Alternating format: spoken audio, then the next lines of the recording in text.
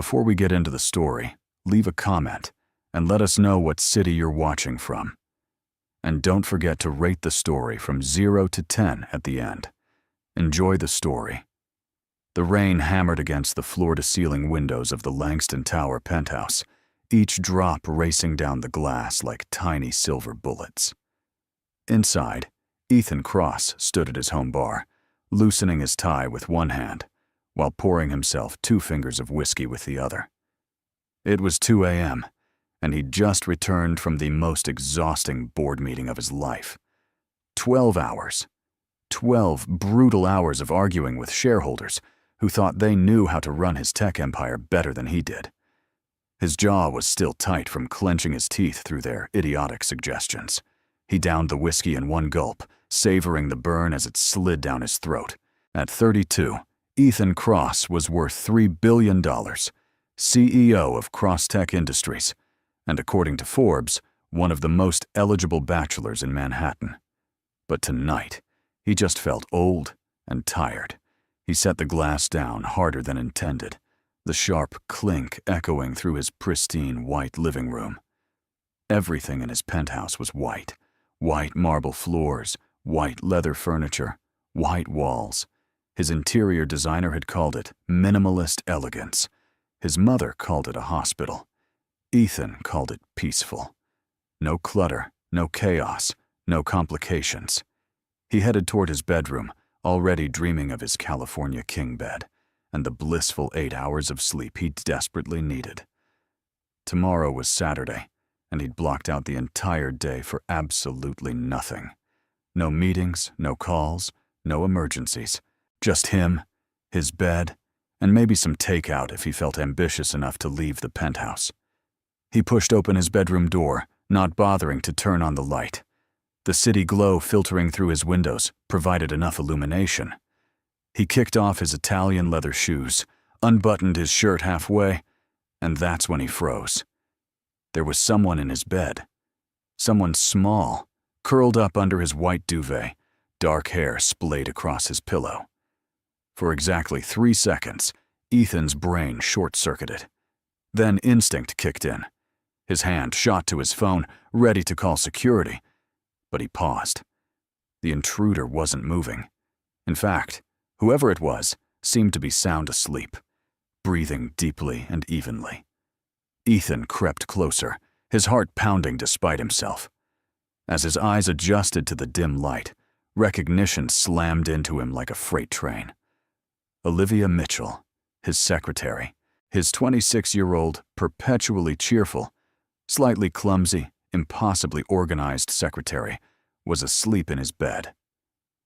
Ethan stood there, phone still in hand, mind racing through 1,000 possible explanations. Had she been kidnapped and dumped here? No, that made no sense. Had she been drugged? He leaned closer, studying her face. She looked peaceful, even smiling slightly in her sleep. No signs of distress. Then his gaze traveled down, and his throat went dry. She was wearing one of his shirts, his white dress shirt to be exact, the one he'd left in his office yesterday because he'd spilled coffee on it during a morning meeting. The shirt hung off her small frame, reaching mid-thigh. The sleeves rolled up multiple times. Her legs were bare, smooth and pale against his dark sheets. Ethan swallowed hard and took a deliberate step back. This was wrong. This was very, very wrong. He needed to wake her up, demand an explanation, and figure out how his secretary had ended up in his bed wearing his clothes. But something stopped him. Maybe it was the exhaustion. Maybe it was the whiskey. Maybe it was the fact that Olivia looked so damn peaceful, like she belonged there. He shook his head violently. Number. That was insane. She was his employee, his very efficient, very professional employee who color-coded his calendar and remembered everyone's birthdays and somehow always knew when he needed coffee before he realized it himself. She was not someone who should be in his bed. Ethan cleared his throat loudly. Olivia didn't stir. He cleared it again, louder this time. Nothing. He reached out and gently shook her shoulder. Her skin was warm under his palm, and he jerked his hand back like he'd been burned. This was crossing every professional line in existence. He needed to handle this rationally, calmly, and above all, appropriately.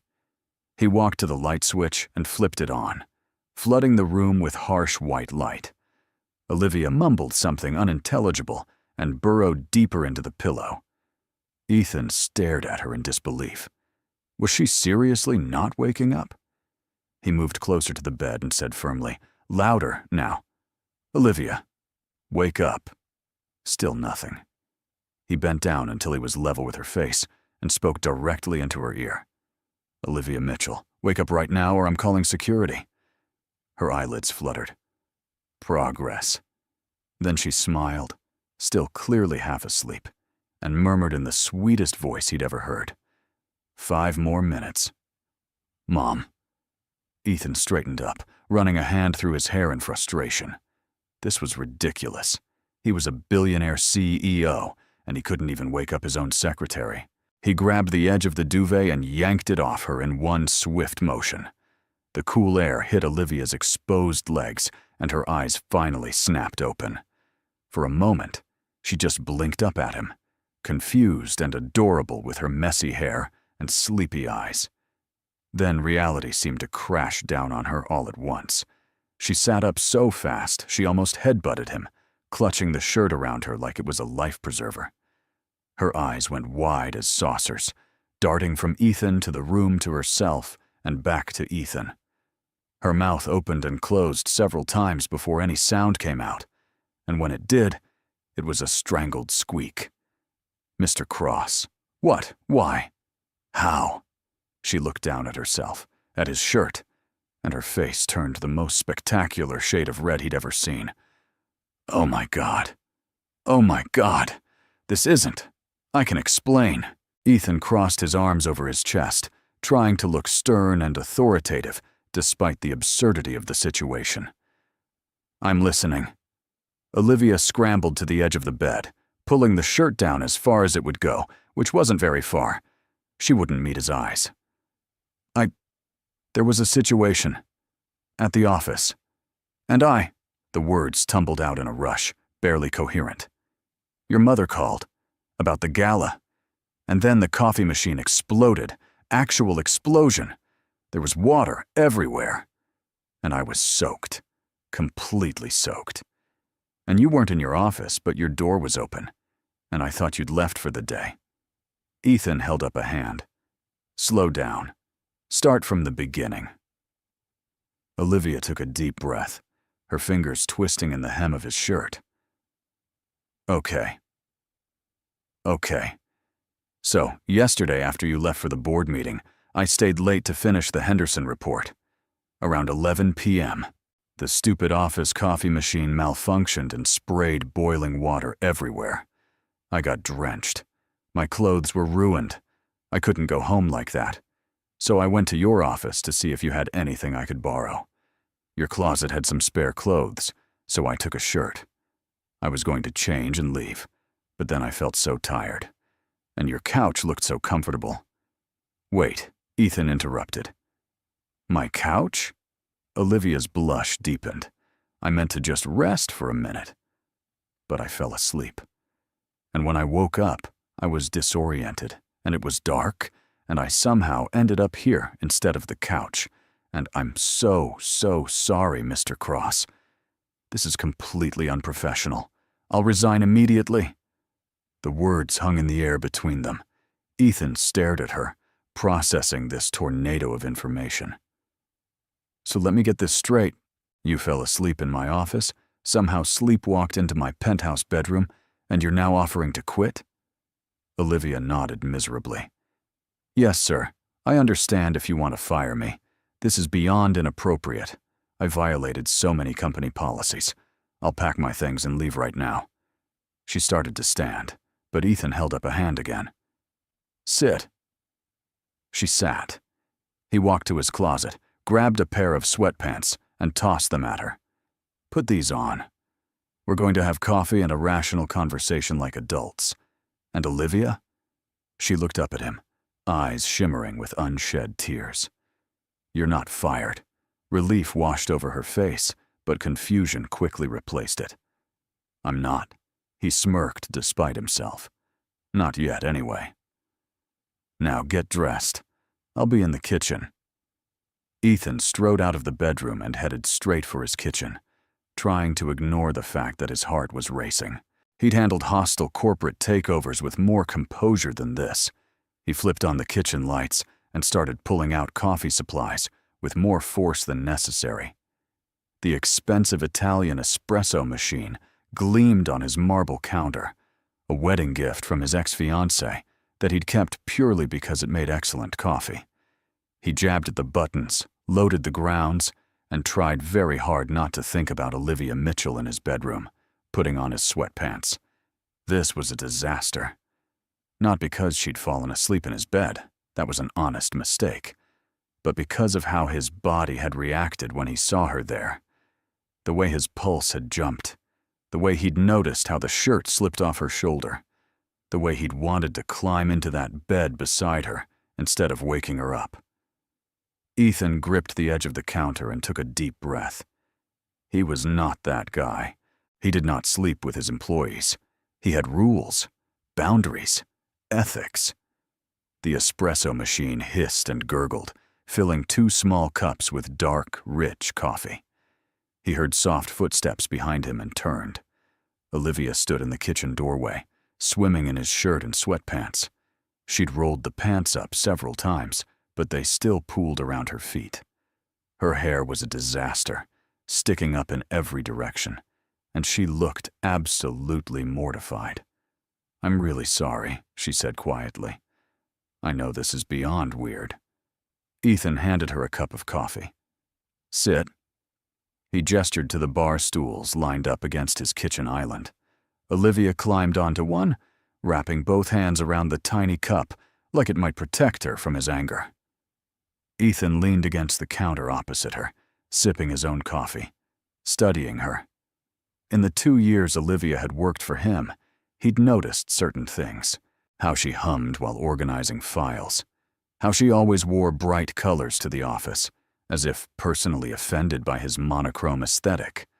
How she brought him lunch when he forgot to eat. How she laughed at his terrible jokes during conference calls, even when no one else did. He'd also noticed she was beautiful. Not in the obvious way of the models his friends dated, but in a natural, effortless way that snuck up on you. Big brown eyes that sparkled when she was excited about something. A smile that lit up entire rooms. Freckles scattered across her nose that she tried to hide with makeup.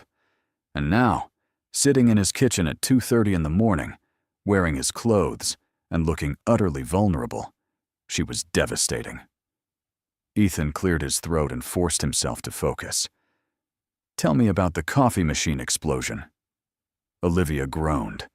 "It was horrible. I was making my 4th cup because the Henderson report was killing me.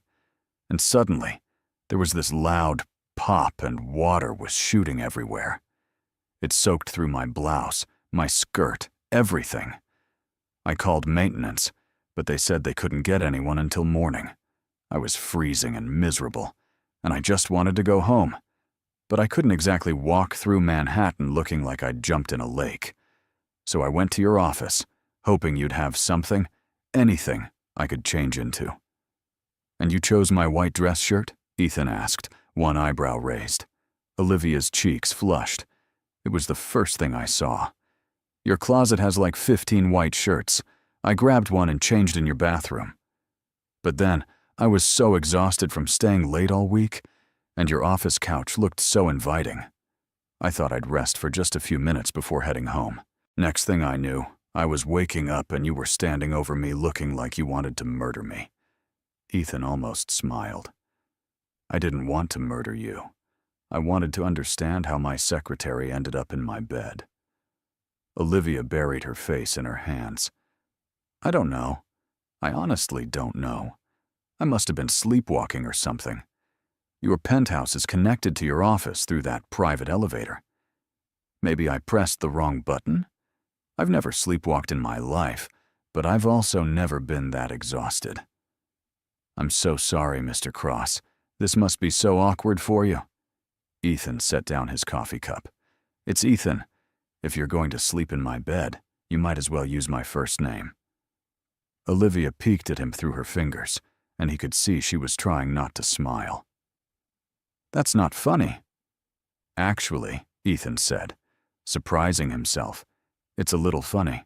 I've had people break into my office, hack my emails, and try to bribe my assistants. But I've never had anyone accidentally sleepwalk into my bedroom. That's a first. Olivia lowered her hands, relief flickering across her face. So you're not firing me? Ethan studied her for a long moment. Why would I fire my best secretary over an honest mistake? Olivia's eyes widened. Best secretary? You've been through 7 assistants in 5 years. I'm the only one who's lasted more than 6 months. That's because you're the only one who can tolerate me, Ethan admitted. You don't quit when I'm demanding. You don't cry when I'm blunt. You fix problems before I know they exist. Do you have any idea how valuable that is? Olivia stared at him like he'd just spoken in a foreign language. I didn't know you felt that way. You always seem so, she hesitated, searching for the right word. Distant. Ethan laughed. A short, sharp sound. Distant. That's one way to put it. My ex-fiancé used to say I was emotionally unavailable. My therapist calls it defensive detachment. I prefer to think I'm just focused. You were engaged? Olivia blurted out, then immediately looked horrified. Sorry. That's none of my business. Ethan waved off her concern. 4 years ago. Lasted 6 months. She wanted a husband who came home for dinner. I wanted to build an empire. We wanted different things. He picked up his coffee cup, draining the last of it. Best decision I ever made, ending it. She's married now. 2 kids, living in Connecticut. Much happier without me. Olivia tilted her head, studying him with those 2 perceptive eyes. Are you happy? The question caught him off guard. Happy. He'd never really thought about it in those terms. He was successful, powerful, wealthy, respected. But happy? That was a different question entirely. He met Olivia's gaze and said honestly, I don't know. I'm satisfied with my work. I've accomplished most of my goals. But happy? That's, he paused, complicated. Olivia nodded slowly. I get that. Sometimes I wonder if I'm happy or just busy enough not to notice I'm not. Ethan felt something shift in his chest. She understood. This woman who color-coded files and remembered birthdays somehow understood the thing he'd never been able to articulate. He poured himself another coffee, needing something to do with his hands. What about you? Why do you stay? You could work anywhere. I know recruiters call you. I've seen the messages. Olivia wrapped her fingers around her empty cup, staring into it like it held answers. Because you're brilliant. Because watching you build something from nothing is inspiring. Because even when you're demanding and blunt and impossible, you're fair. You've never once treated me like I'm less than human. Some of my previous bosses, she shook her head. Let's just say they had expectations that went beyond typing and scheduling. Ethan's jaw tightened. If anyone ever, he started, voice low and dangerous. Olivia held up a hand. I know how to handle myself. I quit those jobs. Found better ones. Found you. And yes, you're difficult. Yes, you work insane hours. Yes, you once made me reformat a presentation 7 times because you didn't like the shade of blue. But you've never made me uncomfortable. You've never crossed a line. She paused, then added with a tiny smile. Until tonight, I guess. But that was my fault, not yours. Ethan looked at her, really looked at her, and felt something dangerous stirring in his chest. She was smart. She was capable. She was sitting in his kitchen at 3 a.m. wearing his clothes and somehow making him feel more alive than he had in years. This was bad. This was very bad. He should send her home right now, maintain the professional distance he'd worked so hard to establish. Instead, he heard himself say, "Are you hungry? I make excellent scrambled eggs." Olivia blinked. Eggs? At 3 a.m.? Why not? Ethan opened his massive stainless steel refrigerator and started pulling out ingredients. "I'm awake." "You're awake. We're both clearly not sleeping anytime soon. Might as well eat." Olivia laughed, a real, genuine laugh that made something warm bloom in his chest. "Okay. But I'm helping. You can't cook and maintain your CEO dignity at the same time. I won't tell anyone if you can't crack eggs properly." Ethan shot her an offended look. "I'll have you know I'm an excellent cook." Olivia slid off the bar stool, padding over to stand next to him. "Prove it." What followed was 30 minutes of the most chaotic, ridiculous cooking session Ethan had experienced in his entire life. Olivia insisted on doing everything her way, which apparently involved adding cheese at the wrong time, using too much butter, and humming while she worked. Ethan kept trying to correct her technique, which led to her swatting his hands away and declaring him a control freak. They argued over the proper way to scramble eggs. They debated the merits of salt versus pepper. They laughed until Ethan's sides hurt, and he couldn't remember the last time he'd laughed like this. Finally, they ended up with 2 plates of slightly overcooked, but surprisingly delicious eggs. They sat at his kitchen island, eating in comfortable silence, the rain still drumming against the windows. Ethan watched Olivia take a bite and close her eyes in satisfaction. "See? My method works. These are perfect." Ethan shook his head, smiling despite himself. "They're passable. At best." Olivia kicked his shin lightly under the counter. "You're such a snob. Admit it. This is the best 3 a.m. scrambled eggs you've ever had." He met her eyes, something warm and dangerous swirling between them. "Yes, the best." They finished their eggs in comfortable silence, the kind of silence that felt more intimate than words. Ethan collected their plates and loaded them into his dishwasher, with the practiced efficiency of someone who'd lived alone for years. When he turned back, Olivia was staring out the floor-to-ceiling windows at the Manhattan skyline, her profile illuminated by the city lights. The rain had slowed to a gentle patter, and the city looked clean and new, like the storm had washed away all the grime and chaos. She looked impossibly small standing there, wrapped in his oversized clothes, and Ethan felt an overwhelming urge to protect her from everything and everyone, including himself. "I should call you a car," he said, his voice rougher than intended. "Get you home safely." Olivia turned to him, and something flickered across her face. Disappointment, maybe, but it was gone before he could identify it. "Right. Of course. I've taken up enough of your night." She glanced down at herself. "Though I should probably change back into my own clothes first. Except my clothes are ruined.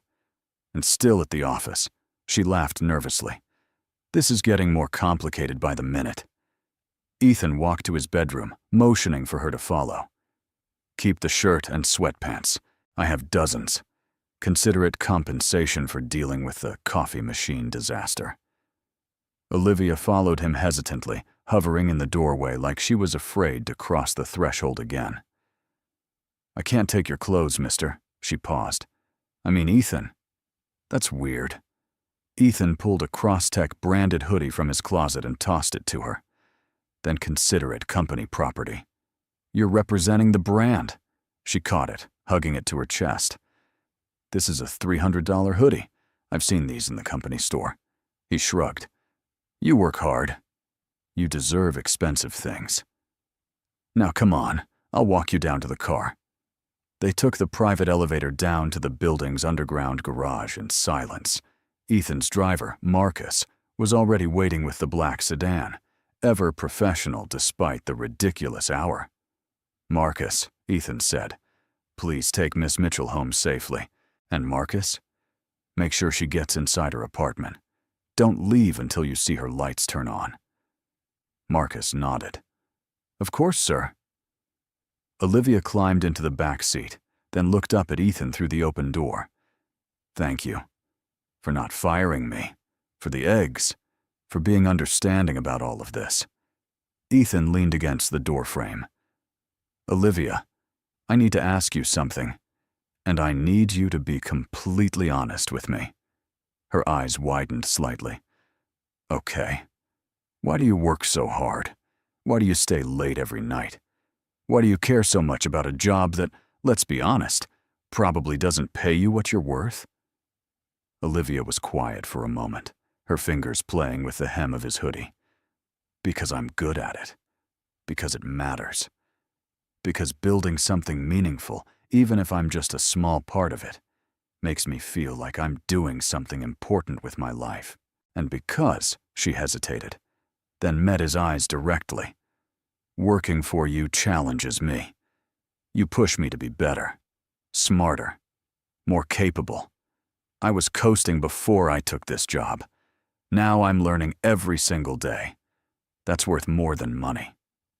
Ethan felt something crack open inside his chest. He wanted to tell her she wasn't a small part of anything. She was essential, irreplaceable. Instead, he just nodded. Get some rest this weekend. I'll see you Monday. As the car pulled away, Ethan stood in the empty garage, watching the tail lights disappear. He should go upstairs. He should sleep. He should forget this entire bizarre night happened. Instead, he pulled out his phone and sent a text to his head of HR. Need you to review Olivia Mitchell's compensation package first thing Monday. Significant raise and bonus effective immediately. Then he went back upstairs to his penthouse, to his bedroom, where the sheets still smelled faintly of her floral shampoo, and he didn't sleep for the rest of the night. Monday morning arrived like a sledgehammer. Olivia stood outside Crosstech Industries at 8:55 a.m., clutching her coffee like a lifeline, trying to work up the courage to go inside. She'd spent the entire weekend replaying Saturday morning in excruciating detail. The way Ethan had looked at her when he found her in his bed, the way they'd laughed in his kitchen, the way something had shifted between them, something dangerous and exciting and absolutely terrifying. She'd convinced herself it was nothing, a weird moment born of exhaustion and circumstance. By Monday, everything would be back to normal, professional, distant, safe. She took a deep breath and walked into the building. The lobby was already bustling with employees, everyone moving with the purposeful efficiency of people who had places to be and deadlines to meet. Olivia rode the elevator up to the executive floor, her stomach doing complicated gymnastics the entire way. When the doors opened, she stepped out and nearly collided with Jennifer from accounting. "Oh, Olivia!" Jennifer grabbed her arm, eyes wide with excitement. "Have you heard?" "Heard what?"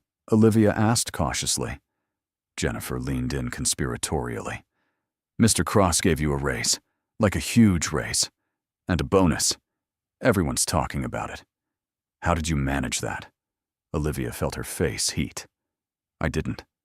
"I don't," she stammered. "Are you sure?" Jennifer nodded enthusiastically. "HR sent out the updated compensation roster this morning. Your new salary is listed. Girl, whatever you're doing, keep doing it. You're like the only person who can handle him." With that, Jennifer hurried off, leaving Olivia standing in the hallway feeling like the ground had shifted beneath her feet. She walked slowly to her desk just outside Ethan's office, set down her coffee, and tried to process this information. A raise. A significant raise, according to his text to HR. Why would he do that? Her computer pinged with a calendar notification. Ethan Cross wanted to see her in his office immediately. Of course he did. Olivia straightened her skirt, checked her reflection in her compact mirror to make sure she looked professional and composed, then knocked on his door. "Come in," his voice called from inside. She pushed open the door and found Ethan standing at his desk, already on his second or third coffee of the morning, reviewing something on his tablet.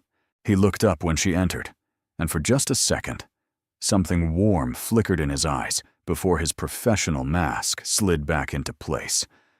"Close the door," he said. Olivia did, her heart hammering. She walked to his desk, but didn't sit. He didn't offer. They stood there, the massive wooden desk between them like a barrier. "About your raise," Ethan started. Olivia held up a hand. "Mr. Cross, you didn't have to do that. Especially not because of Saturday. What happened was my mistake, and I don't expect any kind of compensation for it." Ethan set down his tablet and looked at her with those intense blue eyes that always made her feel like he could see straight through her. "That's not why I did it. I reviewed your file over the weekend. You've been underpaid for 2 years. You handle the work of 3 people. You've never once complained. The raise is what you deserve, not some apology for an awkward situation." Olivia felt something warm spread through her chest. "Still, I didn't expect it." "Thank you." Ethan nodded curtly. "You're welcome. Now, about the Henderson report. I need you to schedule a follow-up meeting with their team, Friday morning if possible. Also, my mother called again about the gala. She wants to know if I'm bringing anyone. Tell her I'm busy." And his jaw tightened slightly. "Make sure security knows that Victoria is not allowed in the building. My ex-fiancé has been calling. I don't want any surprises." Olivia pulled out her tablet and started making notes, slipping back into her professional role like a familiar coat. Consider it done. "Anything else?" Ethan hesitated, and Olivia looked up from her tablet. He was watching her with an expression she couldn't quite read. "About Saturday," he said slowly. "I think we should forget it happened. Go back to normal, professional boundaries and all that." Olivia felt something sink in her stomach, but she kept her voice steady. "Of course. Absolutely. It was just a weird moment, already forgotten." Ethan nodded, but he didn't look relieved. He looked almost disappointed. Before Olivia could analyze it further, his phone rang. He glanced at the screen and frowned. "I need to take this. Close the door on your way out." Olivia left his office feeling strangely hollow. She should be relieved. Back to normal meant safe, predictable, no complicated feelings to navigate. But as she sat at her desk and pulled up her calendar, she couldn't shake the memory of him standing in his kitchen at 3 a.m., laughing at her terrible cooking technique, looking more human and real than she'd ever seen him. "Stop it," she told herself firmly. "He's your boss." It was one weird night. Move on. But moving on proved harder than expected, because Ethan Cross apparently couldn't take his own advice about professional boundaries. It started small. He began asking her opinion on things he'd never consulted her about before. Should he take the meeting with the Japanese investors? What did she think about the new marketing campaign? He started staying late when she stayed late, claiming he had work to do but mostly just talking to her about random things. His favorite restaurants, her terrible college roommate, the book he was reading, the podcast she'd recommended. He brought her coffee in the afternoons, expensive lattes from the shop 3 blocks over that she'd mentioned once in passing. Olivia tried to maintain professional distance. She really did. But Ethan made it impossible. He'd catch her eye during boring meetings and make a face that said, "This is torture," and she'd have to bite her lip to keep from laughing. He'd leave sticky notes on her desk with ridiculous instructions like, "Demand that everyone call me Supreme Leader today," or "I'm declaring Casual Friday mandatory." HR is furious. She'd fire back her own notes. "Your mother called again. I told her you were kidnapped by aliens.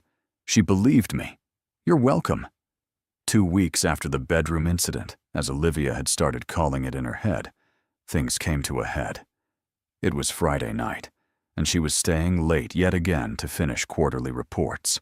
The office was empty except for her and Ethan, who was supposedly working in his office, but had wandered out 3 times in the last hour to ask increasingly absurd questions. The 3rd time, Olivia finally snapped. She spun around in her chair to face him. "Okay, what's going on?" Ethan blinked innocently. What do you mean? She gestured at him. You've asked me if I prefer mountains or beaches, whether I think aliens exist, and what my favorite dinosaur is. None of that is work-related. I'm curious, Ethan said, leaning against her desk. You're always so focused on work. I want to know what you think about things that aren't quarterly reports and meeting agendas. Olivia crossed her arms. Why? Ethan's casual expression faltered slightly. Because he hesitated, then seemed to make a decision. Because I can't stop thinking about that night, about how easy it was to talk to you, how real everything felt. And I know I said we should forget it happened, but I can't. I've tried, Olivia. I've really tried. The office suddenly felt too small, the air too thick. Olivia stared at Ethan, her heart doing wild acrobatics in her chest. She should shut this down immediately. She should remind him about professional boundaries and company policies and all the very good reasons why this was a terrible idea. Instead, she heard herself whisper, I can't stop thinking about it either. Ethan's eyes darkened. That's a problem, a big problem. Why? Because you're my boss? Olivia challenged, surprised by her own boldness. Because there are rules? Because this is complicated? Ethan pushed off from her desk and started pacing, running his hands through his hair in frustration. Yes, all of that. You're the best secretary I've ever had. If this goes wrong, I lose you. The company loses you. And you could lose your career. People will say you slept your way to the top. They'll discount everything you've accomplished. I won't let that happen to you. Olivia stood up, her hands clenched at her sides. Don't I get a say in this? Don't I get to decide what risks I'm willing to take? Ethan stopped pacing and turned to face her. Of course you do. But I need you to really think about it. Think about what you'd be risking. What are you risking? Olivia asked quietly. Ethan laughed, but it wasn't a happy sound. Everything. My focus. My carefully constructed life. My ability to walk into this office every day without wanting to pull you into that conference room and kiss you until neither of us can think straight. The confession hung between them, raw and honest. Olivia took a step toward him. So don't fight it. Ethan shook his head. You don't understand. I don't do relationships well. I'm married to my work. Ask my ex-fiancé. Ask anyone who's tried to get close to me. I hurt people, Olivia. Not intentionally, but I do. I don't want to hurt you.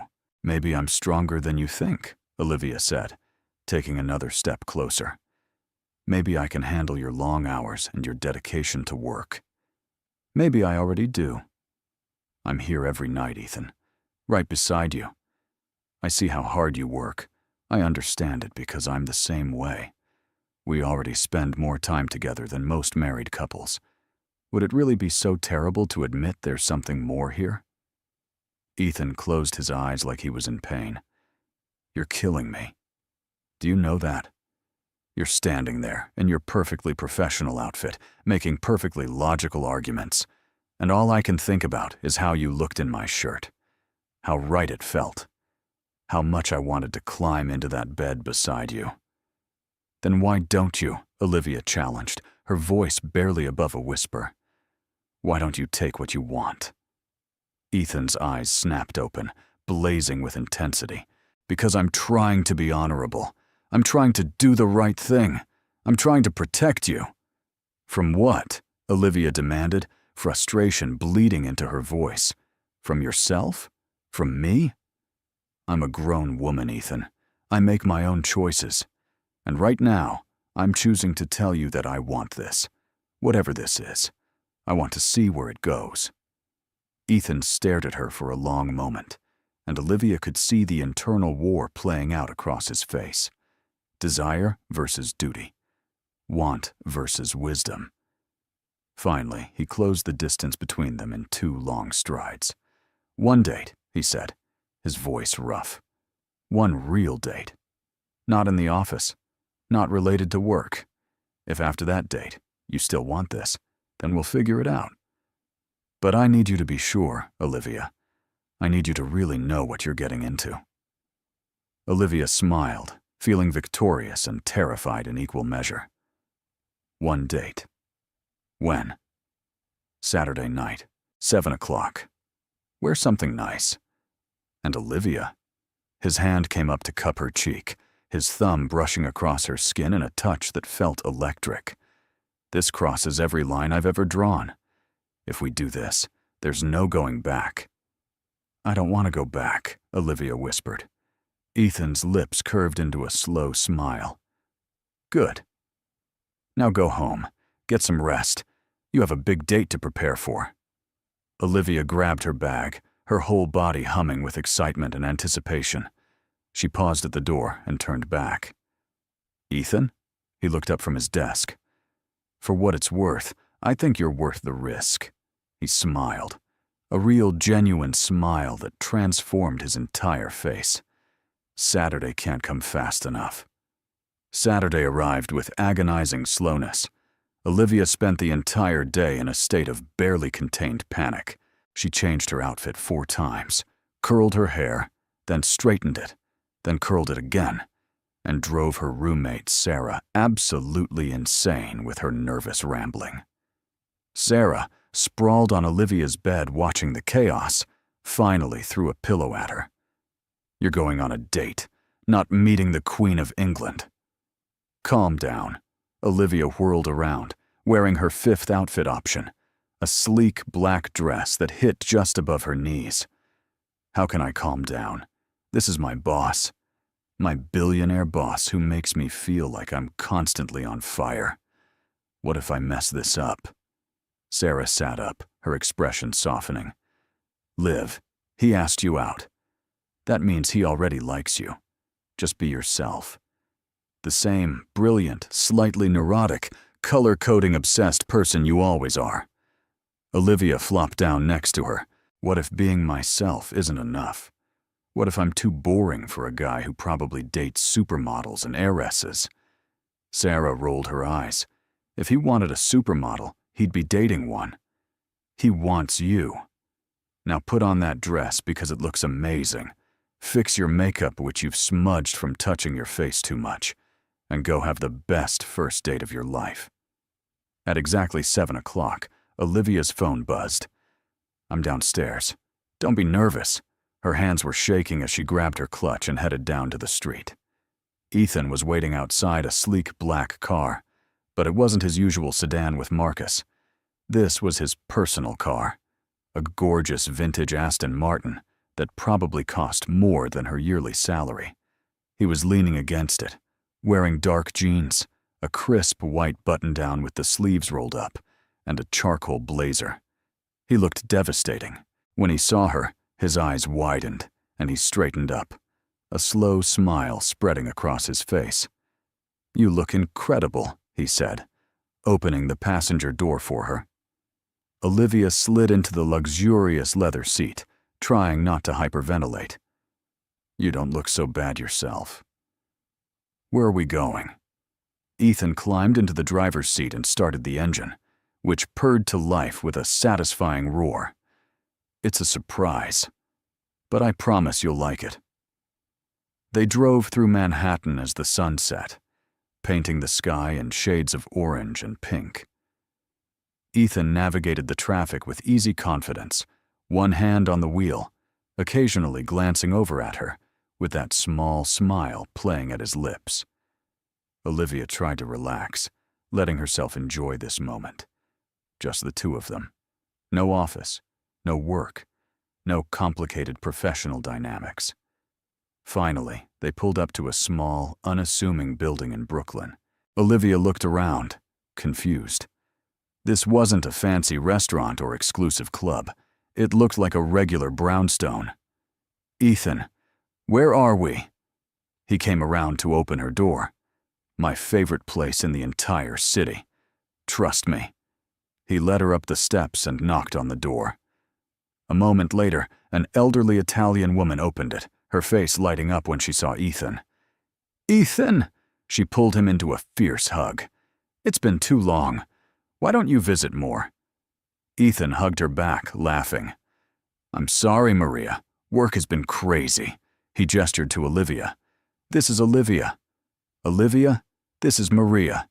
She runs the best Italian restaurant you've never heard of."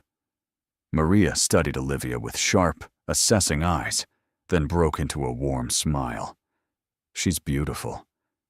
Come in, come in. I've saved you the good table." They followed Maria into what looked like her living room, but instead of furniture, there were 6 small tables covered in red, checkered cloths. The walls were covered with family photos and Italian landscape paintings. A handful of other couples were scattered throughout the space, eating and talking quietly. Soft opera music played in the background. It was intimate and warm and completely unexpected. Maria led them to a corner table by a window, overlooking a small garden lit with fairy lights. "This is incredible," Olivia breathed. "How did you find this place?" Ethan held out her chair before sitting down across from her. "I got lost in Brooklyn 5 years ago, walked into what I thought was a regular restaurant. Turned out to be Maria's place. She's been feeding me ever since. Only locals and people Maria likes know about it. There's no menu. She just cooks what she feels like making that day." Olivia looked around, enchanted. "It's perfect." Maria appeared with a bottle of red wine and 2 glasses. "Tonight I make my grandmother's recipe. Osso buco. You'll love it." She poured their wine with a flourish, then leaned close to Ethan and stage whispered, "This one is special. Don't mess it up." Ethan laughed. "I'll do my best." Maria winked at Olivia and disappeared into the kitchen. Ethan raised his glass. To crossing lines, Olivia clinked her glass against his. To taking risks. They drank, and the wine was rich and perfect, warming her from the inside. "So," Olivia said, leaning back in her chair, "tell me something I don't know about you. Something real." Ethan considered the question. "I wanted to be a teacher. Before all of this, before Crosstech and the money and the empire building. I wanted to teach high school math. That was the dream." Olivia blinked in surprise. "Really? What changed?" He shrugged. "My father died when I was 22. Left me with a failing tech company and massive debt. I had 2 choices. Let it die or save it. I chose to save it. Spent the next 10 years building it into what it is now. But sometimes I wonder what life would have been like if I'd taken the other path, taught classes, graded papers, had summers off. It sounds quiet, peaceful." "Do you regret it?" Olivia asked softly. Ethan met her eyes. "Not exactly. I'm proud of what I've built. But sometimes I miss the simplicity of having a dream that wasn't so consuming." Olivia reached across the table and took his hand. "For what it's worth, I think you'd make an excellent teacher. You're patient when you want to be. You explain things clearly. And you push people to be better." Ethan turned his hand over, lacing his fingers through hers. "Thank you. Now your turn. Tell me something real." Olivia took a breath. "I'm afraid of being ordinary. My whole life, I've watched people settle for okay jobs and okay relationships and okay lives. I'm terrified of waking up one day and realizing I've become one of them. That's why I work so hard. Why I stay late. Why I care so much. Because I need to believe I'm building something that matters." "You're extraordinary," Ethan said with such certainty that Olivia felt tears prick her eyes. "You've always been extraordinary. From the first day you walked into my office with your color-coded calendar and your ridiculous optimism, I knew you were different. Special. Don't ever doubt that." Maria chose that moment to appear with their food, saving Olivia from the emotion threatening to overwhelm her. The osso buco was incredible.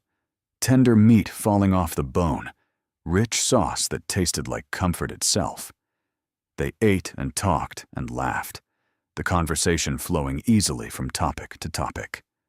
Childhood memories, favorite books, terrible ex-boyfriends, and worse ex-girlfriends. Dreams for the future. By the time Maria brought out dessert, a perfect panna cotta drizzled with raspberry sauce, Olivia felt like she was floating. Not from the wine, though that helped, but from the realization that this was real. Ethan Cross, billionaire CEO, the man she'd worked beside for 2 years, was looking at her like she hung the moon. And more terrifying, she was looking back at him the same way. They finished dessert and said goodbye to Maria, who hugged them both and whispered to Olivia, "He's a good boy. Hard worker. Lonely heart. You make him smile. That's rare. Keep doing it." Outside, the Brooklyn night was cool and clear, stars barely visible through the city lights. Ethan took Olivia's hand as they walked back to his car. "That was perfect," she said. "Thank you for bringing me here. I wanted you to see a side of my life that doesn't involve boardrooms and quarterly reports," Ethan admitted. "I wanted you to know that underneath the CEO persona, I'm just a guy who likes good food and quiet moments." Olivia squeezed his hand. "I already knew that. I've seen you at 3 a.m. making scrambled eggs. Remember?" Ethan laughed. "How could I forget?" That was the night everything changed. They reached his car, but neither of them moved to get in. They stood there, hands intertwined, the moment stretching between them. "Olivia," Ethan said quietly, his free hand coming up to cup her face, "I need to tell you something. I've dated plenty of women, had relationships, or what I thought were relationships. But none of them felt like this.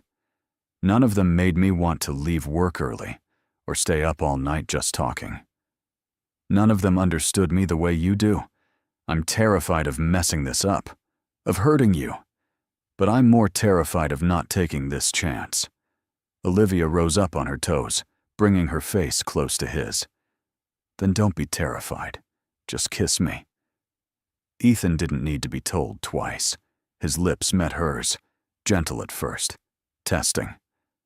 But when Olivia melted into him, her hand sliding up to tangle in his hair, the kiss deepened. It was everything she'd imagined, and nothing like she'd expected. He tasted like wine and dessert and possibility. His hand settled on her waist, pulling her closer, and Olivia forgot where they were, forgot everything except the feeling of finally being exactly where she wanted to be. When they finally pulled apart, both breathless, Ethan rested his forehead against hers. "I've wanted to do that since the moment I found you in my bed," Olivia laughed. "You should have. Would have saved us weeks of tension." He grinned. "Where's the fun in that?" They drove back to Manhattan with the windows down, cool night air whipping through the car, Ethan's hand resting on her thigh, Olivia's hand covering his. When he pulled up outside her apartment building, she didn't want the night to end. "Do you want to come up?" she asked, then immediately felt her face heat. "For coffee?" "Just coffee." Ethan studied her, his expression serious. "If I come up, it won't be just coffee. And I don't want to rush this, Olivia. I want to do this right. Take you on dates, get to know you outside the office, court you properly, if that's even a thing people still do." Olivia felt warmth flood through her chest. "You're really something, you know that?" Ethan smiled. "Is that a yes to more dates?" "Absolutely." "But Ethan," she leaned over and kissed him once more, slow and deliberate. "Just so you know, I'm not very patient." He groaned. "You're going to kill me." "Good," she said cheerfully, climbing out of the car. "See you Monday, Mr. Cross." The next few weeks were a blur of stolen moments and secret smiles. They kept their relationship quiet at work, not ready to deal with office gossip and HR complications. But outside the office, they were inseparable. Ethan took her to Broadway shows and hole-in-the-wall diners. She dragged him to modern art exhibits and bookstores, where he bought her entire stacks of novels. They spent Sunday mornings in bed, reading the paper and drinking coffee. They cooked together, though Ethan quickly learned that Olivia's method of cooking involved more chaos than technique. They talked about everything and nothing, building something real and solid. But keeping their relationship secret proved harder than expected. People at work started noticing changes. Ethan smiled more. He left the office at reasonable hours. He seemed lighter, happier. Olivia found herself humming while she worked, color-coding files with extra enthusiasm. Their friends started asking questions. Sarah cornered Olivia one night, eyes sparkling with suspicion. "You're seeing someone." "Spill." Olivia tried to play innocent. "I don't know what you mean," Sarah laughed. "Please, you've been floating around here like a Disney princess. You hum. You never hum." "Who is he?" "Fine," Olivia admitted. "I'm seeing someone. But it's complicated. It's new. I'm not ready to talk about it yet." Sarah studied her for a moment, then nodded. "Okay. But whoever he is, he makes you happy." That's all that matters. Things got more complicated when Ethan's mother, the formidable Patricia Cross, decided to visit. She swept into his office unannounced one Tuesday afternoon, all elegant silk blouses and disapproving glances. Olivia was at her desk when Patricia arrived, and the older woman stopped to look her up and down like she was inspecting a piece of furniture. "You're new," Patricia stated. "What happened to that blonde girl?" "I've been here for 2 years," Olivia said calmly. "I'm Olivia Mitchell, Mr. Cross's executive assistant." Patricia sniffed. "Executive assistant. In my day, they called it secretary. Is my son available?" Olivia checked the calendar. "He's in a meeting for another 20 minutes. Would you like to wait?" Patricia settled into one of the leather chairs outside Ethan's office. "I'll wait. And while I do, you can tell me why my son has been so peculiar lately." "Peculiar?"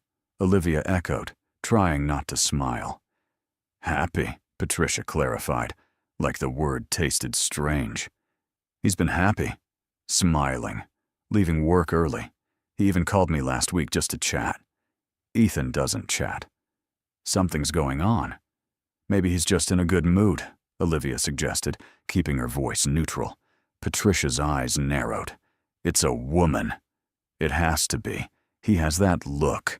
The same look he had when he was engaged to Victoria, except more so." "Do you know who she is?" Olivia felt her cheeks heat. "I'm sorry, Mrs. Cross, but I don't discuss Mr. Cross's personal life." Patricia looked impressed despite herself. "Loyal. That's good. But mark my words, I'll find out eventually. I always do." Thankfully, Ethan's meeting ended, and he emerged from the conference room. When he saw his mother, his face went through several expressions in rapid succession: surprise, resignation, and finally polite warmth. "Mother," he said, leaning down to kiss her cheek. "This is unexpected." Patricia stood, gathering her designer handbag. "I was in the neighborhood. Thought I'd stop by and see why my only son has been avoiding me." "We had lunch 2 weeks ago," Ethan pointed out. "Ancient history," Patricia waved dismissively. "Now, are you going to tell me who she is, or do I have to hire a private investigator?" Ethan glanced at Olivia, who was trying very hard to look busy with her computer. "I don't know what you're talking about." Patricia laughed. "Please. I raised you.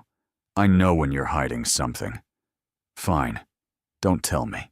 But when you're ready to introduce her to the family, give me advance notice. I need time to prepare." After Patricia finally left, Ethan came out of his office and leaned against Olivia's desk. "That was terrifying," Olivia said. "She's like a bloodhound. She knows something's up." Ethan sighed. "My mother has supernatural powers of perception. It's her superpower. How much time do you think we have before she figures it out?" Olivia thought about Patricia's sharp eyes and knowing smile. A week? Maybe less. Ethan nodded slowly. Then maybe we should tell people. Make it official. Stop hiding. Olivia's heart raced. Are you sure? What about work? What about HR? What about people thinking I slept my way to the top? Ethan pushed off from her desk and held out his hand.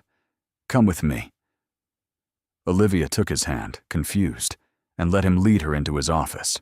He closed the door behind them, then pulled her close. I don't care what people think. I don't care about office gossip or HR policies or any of it. I care about you, and I'm tired of pretending I don't. I want to take you to company events. I want to have lunch with you in the building cafeteria where everyone can see. I want everyone to know that you're brilliant and capable and mine, if you want that too. Olivia looked up at him, her heart so full she thought it might burst. I want that. All of it. But Ethan, if we do this, we do it right. I don't want anyone to think I got special treatment. I want to earn my place here on my own merit. Ethan smiled. You already have. Everyone in this building knows you're the most capable person on the executive floor. You've earned their respect through your work. Our relationship doesn't change that. Now, are we doing this? Olivia took a deep breath and nodded. We're doing this. Ethan kissed her, long and thorough, in his office, with the afternoon sun streaming through the windows. When they pulled apart, Olivia laughed breathlessly. The entire floor probably saw that through your glass walls. Good, Ethan said, not looking even slightly concerned. Let them see. By the end of the week, their relationship was the worst-kept secret in cross-tech industries. Some people were supportive, genuinely happy to see their demanding CEO smiling and their favorite assistant glowing. Others were skeptical, whispering about favoritism and inappropriate workplace relationships. Olivia held her head high and did her job better than ever, determined to prove that she'd earned her position through skill, not romance. HR called them both in for a meeting about workplace relationship policies. There was paperwork to sign, protocols to follow, reassurances that Olivia's employment was secure regardless of what happened in her personal life. Through it all, Ethan stood beside her, unwavering in his support. When colleagues whispered in the break room, he addressed it head-on in a company-wide email. When Patricia insisted on meeting Olivia formally, he held her hand through an awkward but ultimately successful dinner. When Olivia had a moment of panic, wondering if she'd made a huge mistake mixing work and romance, he reminded her why they'd taken the risk in the first place. 3 months into their now public relationship, everything fell apart. Not because of them, but because of Victoria. Ethan's ex-fiancée showed up unannounced at the office one afternoon, perfectly dressed and perfectly furious. Olivia was at her desk when Victoria swept past, heading straight for Ethan's office. She tried to intercept. I'm sorry, but Mr. Cross is in a meeting. You can't just... Victoria whirled on her, eyes cold. And who are you? The secretary? Get out of my way. I need to speak with my fiancé. Ex-fiancé, Olivia corrected, standing her ground. And he's not available. If you'd like to schedule an appointment, I can find time next week. Victoria's laugh was sharp and mean. Oh, I see. You're the new toy. How cute. Tell me, does he make you work late too? Is that how he seduced you? With overtime and false promises? Olivia felt her face heat but kept her voice steady. Mrs. Kingston, I'm going to have to ask you to leave. If you don't, I'll call security. Do it, Victoria challenged. Call security. Let's see how fast they respond when I tell them I'm here to warn Ethan about his little gold digger. Before Olivia could respond, Ethan's office door opened. He took one look at Victoria, and his expression went cold. What are you doing here? Victoria's confident facade cracked slightly. I needed to see you. To warn you. She gestured at Olivia. Do you really think she cares about you? She's after your money, Ethan, just like everyone else. Ethan stepped fully into the hallway, positioning himself between Victoria and Olivia. First, you don't get to come to my office unannounced. Second, you don't get to insult Olivia. And third, his voice dropped lower, more dangerous. You lost the right to have opinions about my life when you cheated on me with your tennis instructor. Victoria's face went white. I never, she started. Don't, Ethan cut her off. I knew. I always knew. I just didn't care enough to fight about it. We were wrong for each other from the beginning. You wanted a husband who'd attend charity galas and country club events. I wanted to build something meaningful. We both settled. It's over. Move on. Victoria's eyes filled with tears, but they looked calculated rather than genuine. You'll regret this. She'll break your heart. They all do. Then she looked at Olivia. Enjoy it while it lasts, honey. He gets bored easily. With that, she swept out, leaving a wake of expensive perfume and bitterness. Olivia stood frozen, Victoria's words echoing in her head. He gets bored easily. Was that true? Would Ethan eventually tire of her once the novelty wore off? Stop, Ethan said, reading her expression. Don't let her get in your head. She's bitter because I'm happy. That's all.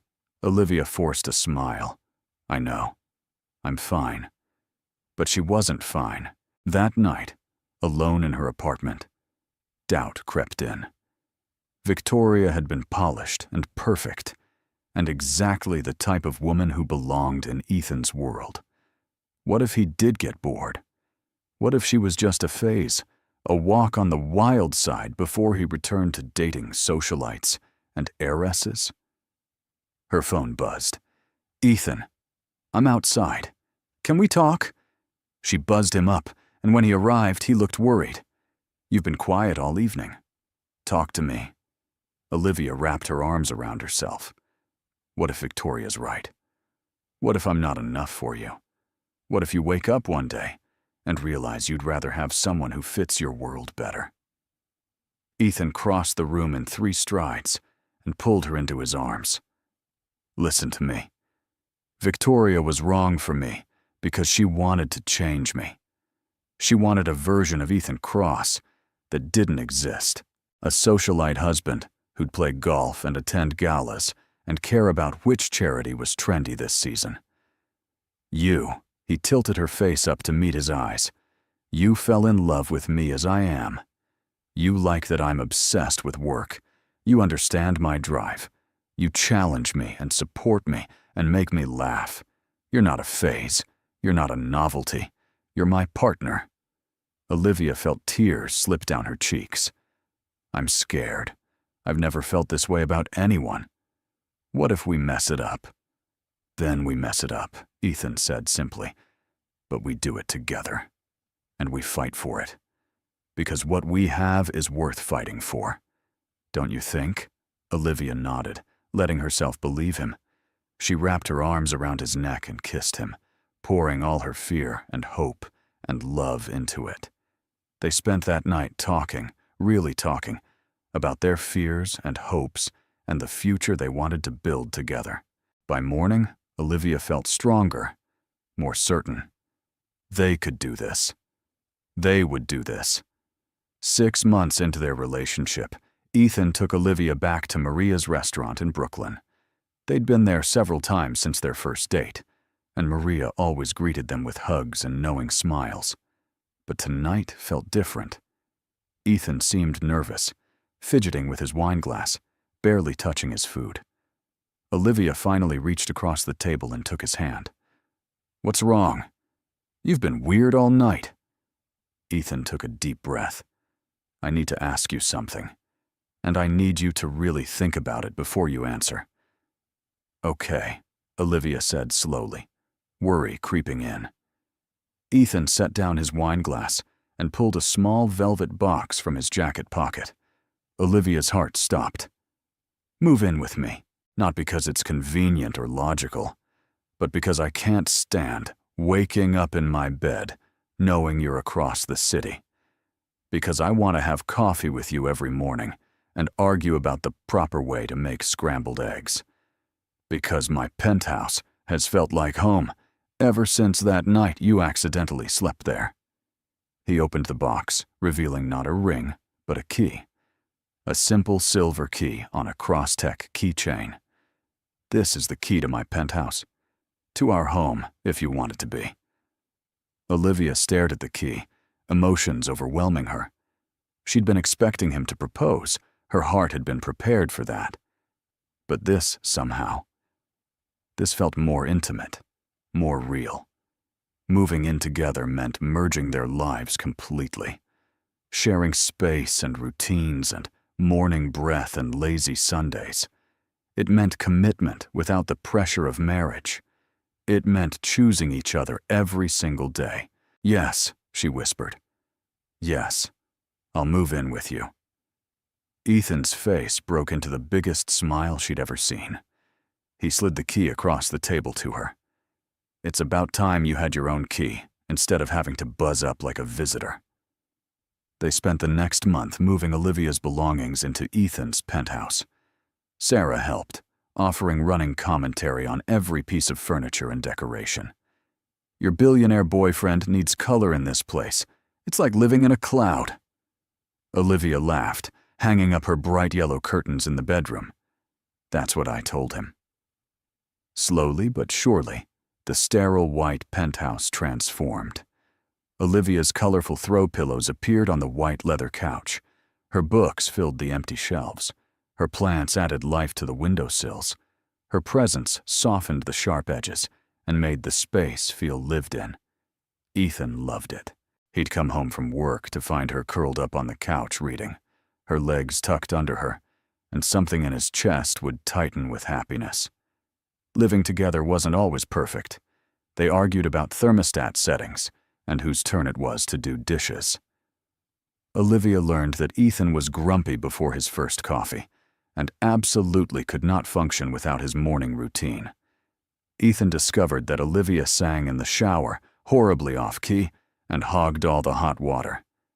But they also learned how to navigate conflict, how to apologize, how to compromise, how to love each other even when they drove each other crazy.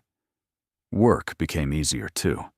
Everyone at Crosstech had accepted their relationship. Some colleagues even joked that Olivia had civilized their demanding CEO. Ethan certainly seemed happier, more balanced. He delegated more, trusted his team more, and actually took weekends off occasionally. 1 year into their relationship, on the anniversary of the night Olivia had accidentally fallen asleep in his bed, Ethan planned something special. He told her to dress up, pack an overnight bag, and be ready by 7. When he pulled up to the building, he wasn't in his usual car. He was in a helicopter. Olivia stared at it in disbelief. "Are you serious right now?" Ethan grinned. "Get in. Trust me." They flew over Manhattan as the sun set, the city spreading out below them in a glittering carpet of lights. Olivia pressed her face to the window like a kid, and Ethan watched her with a smile. They landed on a private rooftop in the Hamptons, where a car waited to take them to a beautiful beach house. "This is where I come when I need to think," Ethan explained as they walked through the elegant but cozy space. "I've never brought anyone here before, but I wanted to share it with you." They spent the weekend walking on the beach, cooking meals together, making love, and talking about the future. On their last night there, as they sat on the beach watching the waves, Ethan pulled Olivia close. "I have something to tell you." Olivia looked up at him. "Okay." He took a breath. "I'm stepping back from Crosstech, not entirely, but significantly. I'm hiring a COO to handle day-to-day operations. I want more time. Time for us. Time for life outside of work." Olivia's eyes widened. "Ethan, you love that company. You built it from nothing. Are you sure?" He nodded. "I'm sure, because you taught me something important.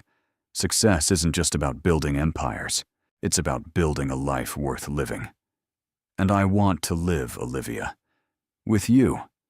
I want to travel. I want to have lazy Sunday mornings that last until noon. I want to take you to Italy and eat real Italian food. I want to spend Christmas with our families. I want all the things I thought I didn't have time for. You showed me I can have both, the company and the life, as long as I'm smart about it. Olivia felt tears slide down her cheeks. I love you. So much it scares me sometimes. Ethan wiped away her tears with his thumbs. Don't be scared. Be excited. Because this is just the beginning. 2 years after that night in his bed, they got married. It was a small ceremony in Maria's backyard in Brooklyn, with fairy lights and homemade Italian food and their closest friends and family. Patricia cried through the entire ceremony, though she'd never admit it. Sarah gave a speech about how she knew from Olivia's constant humming that her best friend had found her person. Marcus, Ethan's loyal driver, walked Olivia down the aisle since her father had passed away years before. Ethan cried when he saw her in her simple white dress. Olivia laughed through her vows. They promised to love each other through late nights and early mornings, through arguments about scrambled eggs and thermostat settings, through success and failure and everything in between.